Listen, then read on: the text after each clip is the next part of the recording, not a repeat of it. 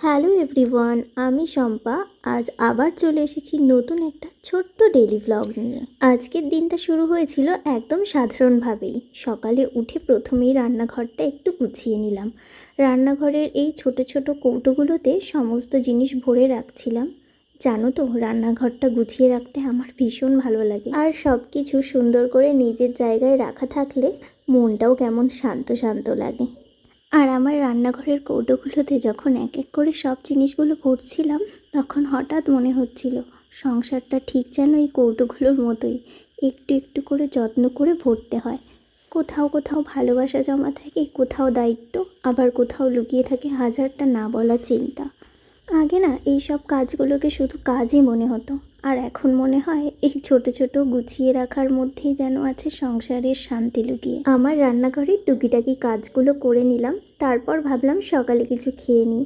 কিন্তু জানো তো, সকালে ভারী কিছু খেতে একদমই ভালো লাগে না আমার। তাই বানিয়ে নিলাম 1 গ্লাস ছাতু। সত্যি বলছি, গরমের দিনে ছাতু খেলে শরীরটাও কেমন ঠান্ডা থাকে আর অনেকটা ফ্রেশ লাগে। ছোটোবেলা থেকে এই জিনিসটা আমার খুবই পছন্দের। যা কাজ ছিল সমস্ত কাজকর্ম করে এখন আমি স্নান করেও নিয়েছি।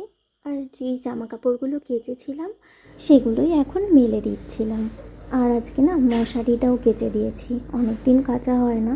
তো সমস্ত জিনিস পরিষ্কার পরিচ্ছন্ন থাকলে মনটাও যেরকম ভালো লাগে আর দেখতেও ভালো লাগে।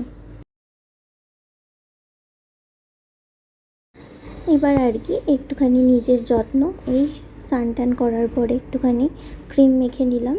আর এখন ভালো করে মাথাটা আঁচড়ে সিঁদুর পরে নেব, তারপর করব পুজো।